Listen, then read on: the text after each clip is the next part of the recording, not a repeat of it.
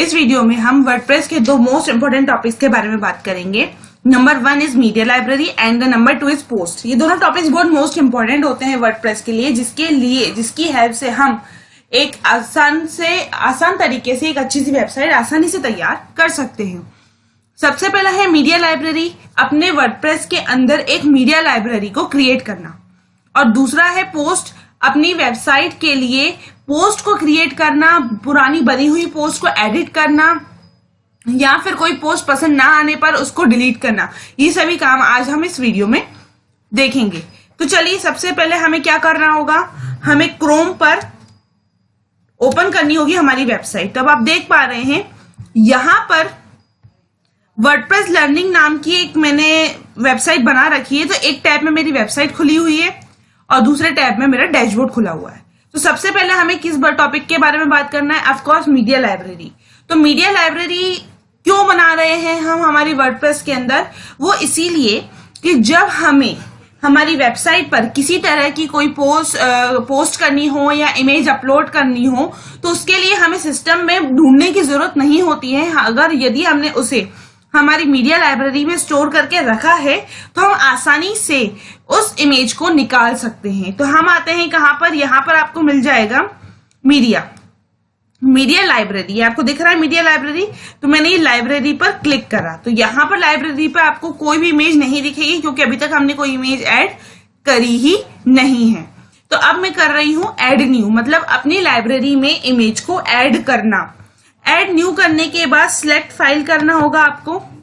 Select file पर click करते ही आपकी स्क्रीन पर ओपन विंडो आ जाएगी। यहाँ पर इमेजेस सिलेक्ट कर लीजिए कौन कौन सी आप अपनी वेबसाइट में आज कल या फिर कभी फ्यूचर में अपलोड करने वाले हैं।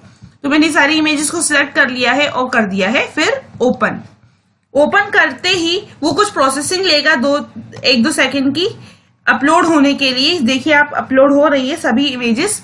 जैसे ही अपलोड हो जाएगी तो हमें जब हम वेबसाइट पर अपलोड करने वाले हैं तब हमें सिस्टम में ढूंढने की जरूरत नहीं पड़ेगी। हम आसानी से अपनी मीडिया लाइब्रेरी से उसे निकालकर और अपलोड कर सकते हैं। तो अब हमारी मीडिया लाइब्रेरी में सारी की सारी इमेजेस आ गई हैं।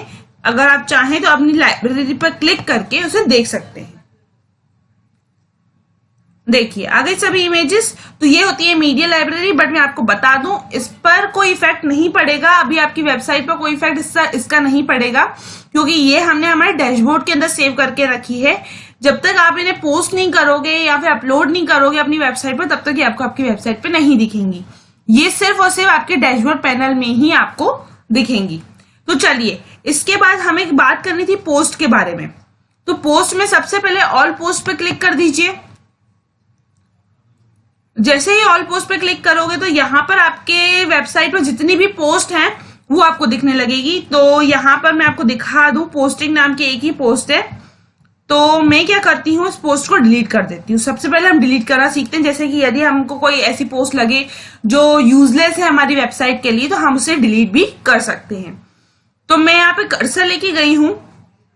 इसके बाद यहाँ पर ट्रैश दिख रहा है आपको, ट्रैश मतलब डस्टबिन। तो अगर मैं ट्रैश पे क्लिक करूंगी तो वो जो पोस्टिंग नाम की जो एक पोस्ट है वो डिलीट हो जाएगी। तो मैं ट्रैश पे क्लिक कर देती हूँ,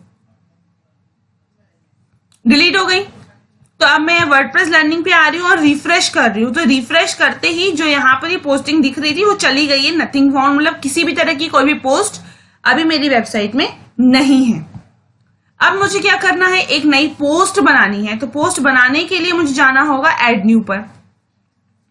ऐड न्यू पर जाते ही हमारी स्क्रीन पे ऐड न्यू पोस्ट विंडो आ जाएगी जिसमें हमें क्या देना है, सबसे पहले पोस्ट का टाइटल आपको देना है।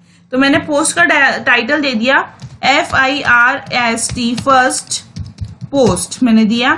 यहां पर मैं टेक्स्ट दे देती हूं I am working with post and creating new और फर्स्ट पोस्ट। ये मैंने दे दिया यहाँ पे कंटेंट, और कंटेंट देने के साथ साथ आप उस पर एडिटिंग भी कर सकते हो। सबसे पहले आप इसको हेडिंग स्टाइल वगैरह में मैं प्री फॉर्मेटेड पे कर देती हूँ और यहाँ से आप कलर चेंज कर सकते हो टेक्स्ट का, तो मैंने पिंक कलर दे दिया। और यहाँ से कंटेंट का जो अलाइनमेंट है सेंटर कर दिया मैंने, बोल्ड कर दिया और इटैलिक कर दिया मैंने इसको। तो इस तरीके से आप जैसा चाहो जो चाहो कर सकते हो। उसके नीचे हॉरिजॉन्टल लाइन अगर लानी है तो हॉरिजॉन्टल लाइन आ जाएगी। तो इस तरीके से अब मुझे क्या करना है, अब इसे पब्लिश कर देना है। तो पब्लिश बटन पे क्लिक करा और पब्लिश हो जाएगी, जिससे कि हमारी वेबसाइट पे ये जो पोस्ट हमने बनाई है वो दिखने लगेगी। तो अब हम आते हैं कहाँ पर, अगेन हमारी वर्डप्रेस लर्निंग पर, और यहाँ पे करते हैं रिफ्रेश, क्योंकि जब तक रिफ्रेश नहीं करेंगे तब तक हमें हमारा आउटपुट नहीं दिखेगा। तो अब आप देख पा रहे हैं, आपको दिख रही होगी post, I am working with post and creating new और फर्स्ट पोस्ट।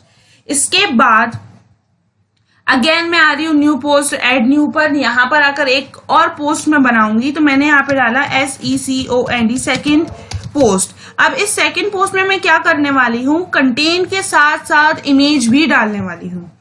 तो यहाँ पे मैंने दे दिया I am creating one more post इन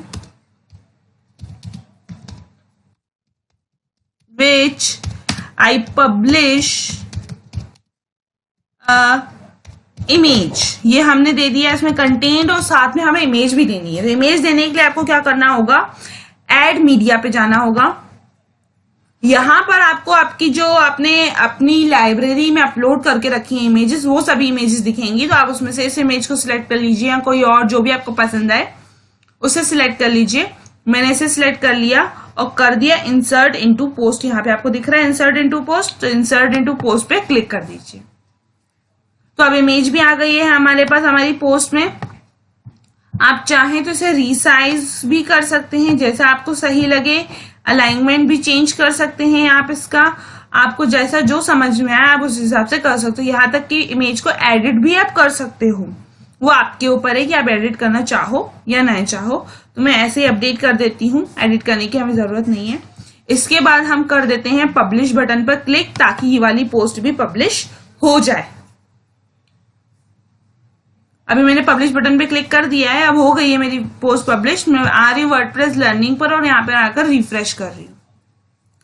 तो देख पा रहे हैं आप हमारी सेकंड पोस्ट भी आ गई है। अब यदि मुझे पोस्ट को एडिट करना है तो मैं जा रही हूँ ऑल पोस्ट पर। यहाँ पे आपको दिख रहा है फर्स्ट पोस्ट, मुझे इसे एडिट करना है, तो यहाँ पे एडिट बटन पे क्लिक कर दीजिए।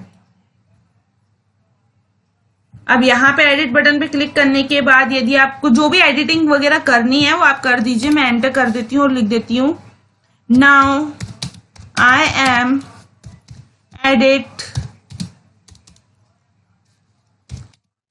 माई पोस्ट फॉर प्रैक्टिस, ये दे दिया मैंने।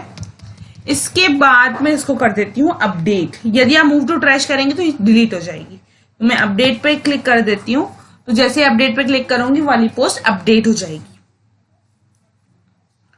प्रोसेसिंग हो गई है कंप्लीट। यहां पर आते हैं और अगेन रिफ्रेश करते हैं इसे अपन।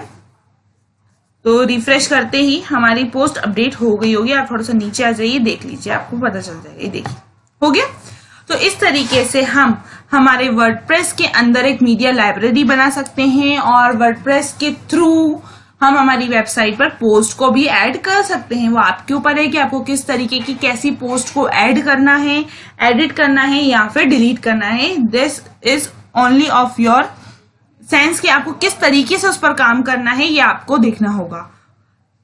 तो यहाँ पर आज हमने हमारी इस वीडियो में पोस्ट को बनाना सीखा, पोस्ट को डिलीट करना सीखा, एडिट करना सीखा, साथ में अपने वर्डप्रेस के अंदर एक मीडिया लाइब्रेरी बनाना भी हमने सीखा।